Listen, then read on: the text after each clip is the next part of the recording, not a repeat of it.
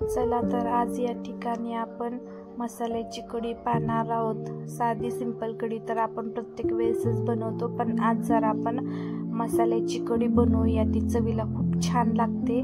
चला तर आपण यासाठी 1 वाटी दही घेतलं आहे, जे मी काल विरजण लावलं होतं। त्यानंतर बेसन पीठ 2 चमचे त्याच्यामध्ये ऍड करायचे आहे आणि आपल्याला चमच्याने किंवा एखाद्या ह्याने आपल्याला व्यवस्थित असं फेटून घ्यायचं आहे, जेणेकरून ते पातळ होईल। आणि त्याच्यामध्ये मी 1 तांब्या पाणी टाकलेलं आहे आणि दही पातळ करून घेतलं आहे।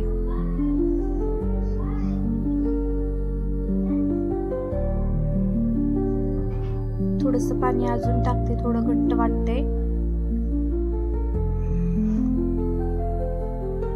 तुम्ही कन्सिस्टन्सी याची बघू शकता। त्यानंतर कढी बनवण्यासाठी मी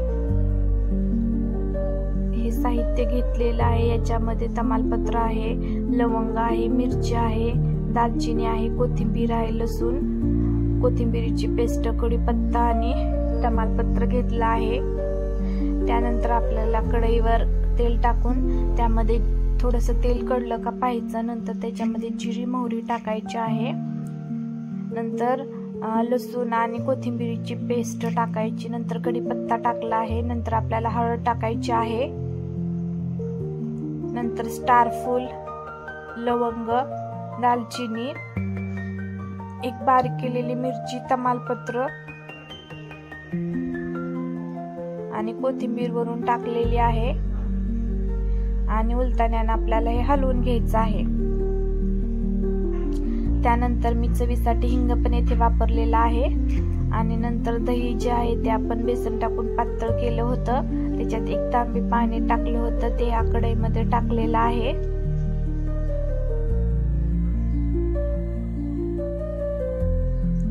आणि ते व्यवस्थित असं आपल्याला हलवून घ्यायचं आहे।